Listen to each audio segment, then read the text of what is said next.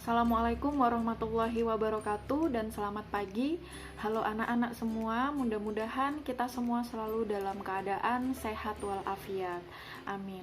Hari ini Ibu akan mengajar tentang rumus trigonometri untuk jumlah dan selisih dua sudut.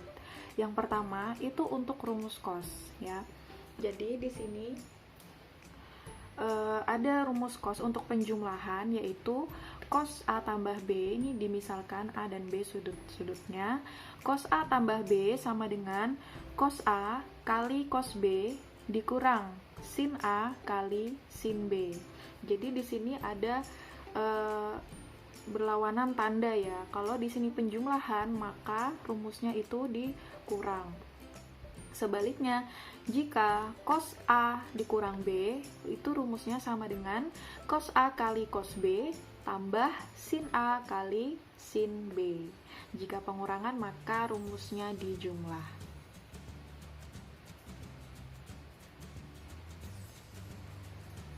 Jadi ini rumusnya yang harus kalian perhatikan. Selanjutnya ada sebuah contoh soal nomor 1. Tentukan nilai dari cos 60 derajat dikurang 45 derajat.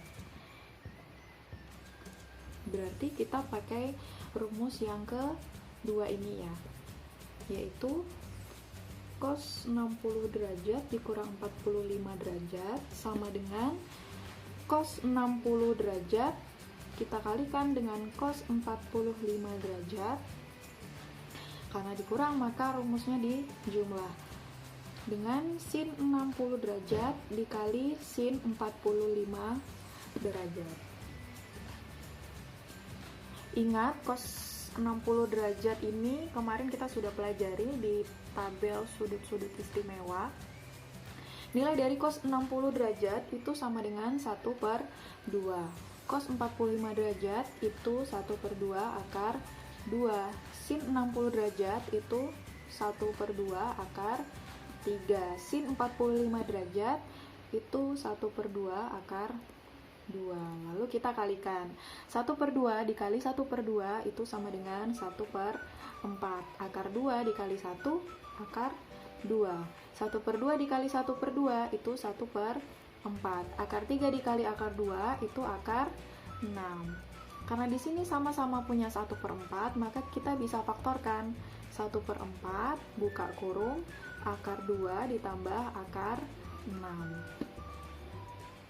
Selanjutnya contoh soal nomor 2. Diketahui sin A sama dengan 3/5 dan cos B sama dengan 12/13. Untuk A dan B sudut lancip, tentukan cos A tambah B. Berarti kita pakai rumus yang pertama tadi. Rumusnya kita tulis dulu. Cos A tambah B sama dengan cos A kali cos B kurang sin A kali sin B. Sekarang kita perhatikan yang diketahui. Yang diketahui di sini adalah sin A sama dengan 3/5. Sedangkan kita belum mengetahui nilai cos A-nya, berarti kita harus mencari dulu nilai cos A-nya. Untuk menentukan cos A, kita tulis dulu nilai sin A-nya, yaitu 3/5. Ingat, sin itu, rumus sin itu kan sama dengan depan per miring.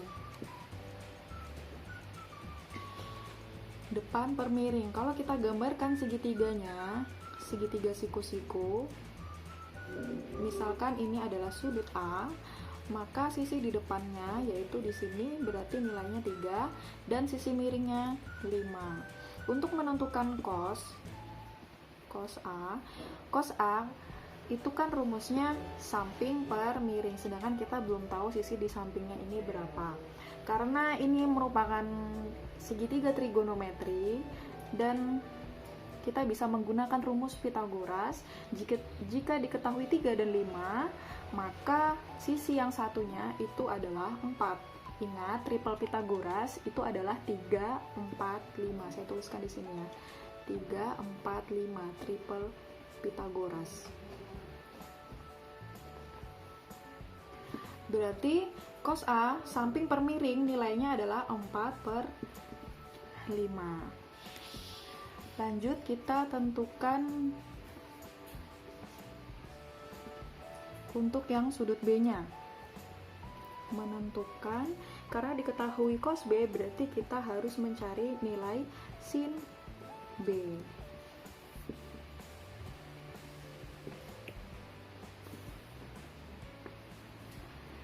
Cos B-nya adalah 12/13. Nah, rumus cos itu kan samping per miring. Berarti segitiganya di sini sudut B, sisi di samping sudut B itu nilainya 12 dan sisi miringnya 13. Sama saja kita gunakan rumus Pythagoras, yaitu sisi miring kuadrat, akar dari sisi miring kuadrat dikurang sisi penyiku. 13 kuadrat ini sama dengan 169. 12 kuadrat itu 144.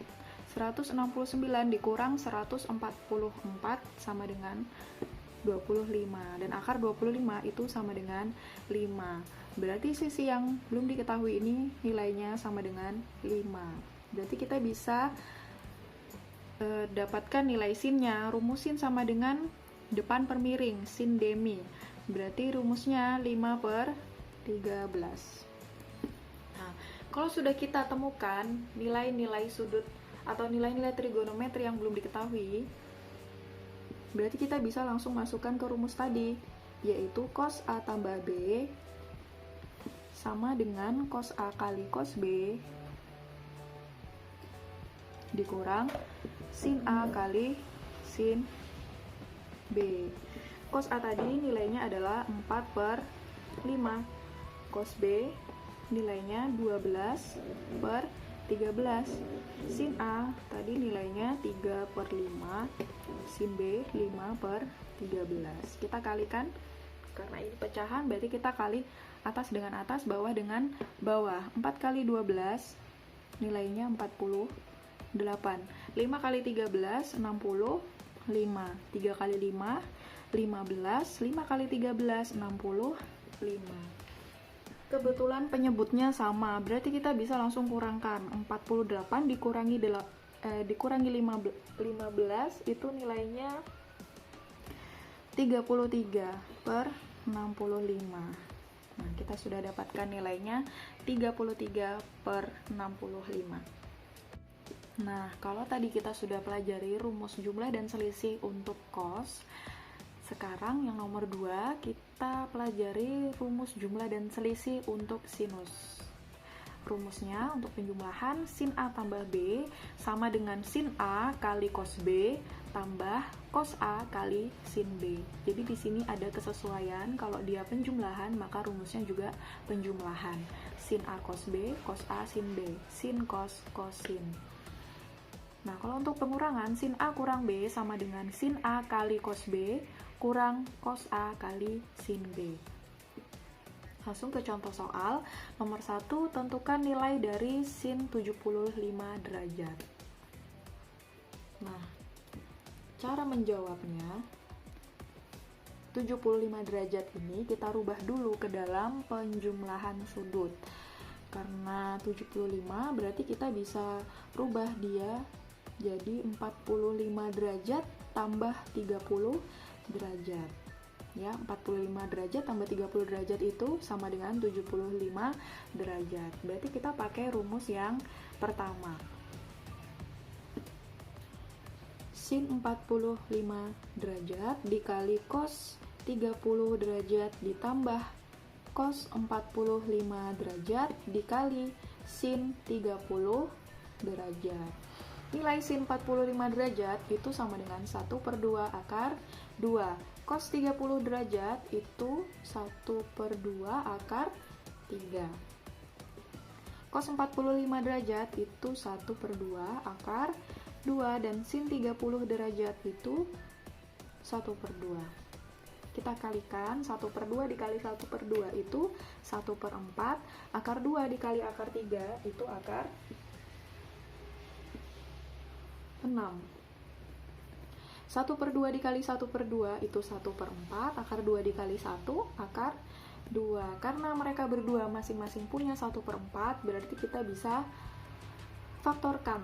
1/4 buka kurung akar 6 ditambah akar 2. Lanjut ke contoh soal nomor 2. Tentukan nilai dari sin 1/4 pi dikurang X. Ini sama saja cara mengerjakannya. Kita tulis dulu sin 1/4 pi dikurang X. Ini kita misalkan dengan A dan X kita misalkan dengan B. Ingat, pi itu adalah rumus untuk 180 derajat, atau 1 pi itu sama dengan 180 derajat. Berarti kalau 1/4 pi, kita kalikan saja 1/4 dikali 180 derajat. Berapa? 45 ya. Berarti sin 1/4 pi ini kita tulis 45 derajat dikurang X. Pakai rumus yang kedua tadi, sin 45 derajat dikali cos X dikurang cos 45 derajat dikali sin X. Sin 45 derajat nilainya adalah 1/2 akar 2. Cos X tetap kita tulis cos X. Cos 45 derajat nilainya 1/2 akar 2. Sin X tetap nilainya sin X. Nah, kita lihat di sini, mereka semua masing-masing punya setengah akar 2. Berarti kita bisa faktorkan. Setengah akar 2-nya kita taruh di luar kurung. Yang di dalam kurung adalah cos X dikurang sin X. Insya Allah mudah ya. Mudah-mudahan bisa dipahami. Nah, kita masuk ke rumus yang terakhir, yaitu rumus jumlah dan selisih dua sudut untuk tan. Di sini rumus tan A tambah B itu sama dengan tan A tambah tan B per 1 dikurang tan A kali tan B. Untuk rumus tan A kurang B itu sama dengan tan A dikurang tan B per 1 tambah tan A kali tan B. Di sini kita lihat, kalau dia penjumlahan, maka yang di atas ini juga dijumlah, tan A dan tan B-nya. Dan yang di bawah ini adalah kebalikan dari yang di atas. Kalau yang di atas penjumlahan, berarti yang di bawah ini dikurang. Begitupun untuk yang pengurangan, dia sesuaikan dengan yang di atas. Yang di atas menyesuaikan dengan pengurangannya. Kalau dikurang berarti dikurang juga, dan dia berkebalikan dengan yang di bawahnya. Kalau dia di atas dikurang, maka di bawah dia dijumlahkan. Lanjut kita ke contoh soal. Tentukan nilai dari tan 15 derajat. Caranya, tan 15 derajat ini kita rubah ke dalam 60 derajat dikurang 45 derajat. Atau bisa juga kalian mengerjakan 45 derajat dikurangi 30 derajat. Itu kan hasilnya 15 derajat juga. Nah, itu sama saja. Kalau dihasilkan itu akan sama saja nilainya kalau kita menggunakan 60 derajat dikurang 45 derajat. Jadi terserah aja mau pilih yang mana. Asalkan dua-duanya harus sudut istimewa supaya mudah dicari nilainya.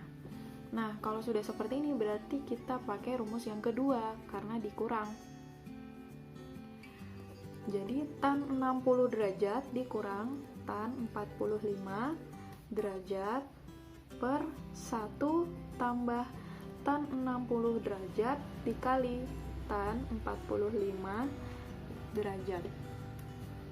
Nilai dari tan 60 derajat itu kalian bisa lihat di sudut-sudut istimewa, atau kalian yang sudah hafal itu nilainya adalah akar 3. Tan 45 derajat itu nilainya 1 tambah tan 60 derajat akar 3 dikali tan 45 derajat 1. Akar 3 dikurang 1 ini tidak bisa dikurangkan ya, karena tidak sejenis. Ini akar, ini bilangan biasa. Ini 1 tambah akar 3 dikali 1. Berapapun bilangan dikali 1 itu hasilnya tetap. Jadi akar 3. Nah, ini sudah selesai sampai di sini. Atau kalian kalau mau merasionalkan lagi bisa juga. Nanti ini dikalikan dengan sekawannya, yaitu 1 dikurang akar 3 per 1 dikurang akar 3. Tapi untuk kali ini saya hanya mengerjakannya sampai di sini saja, supaya kalian juga bisa lebih paham lagi rumus-rumusnya. Silakan kerjakan soal-soal latihan yang nanti akan saya bagikan di classroom. Jika kalian menemukan kesulitan, boleh hubungin saya via WA.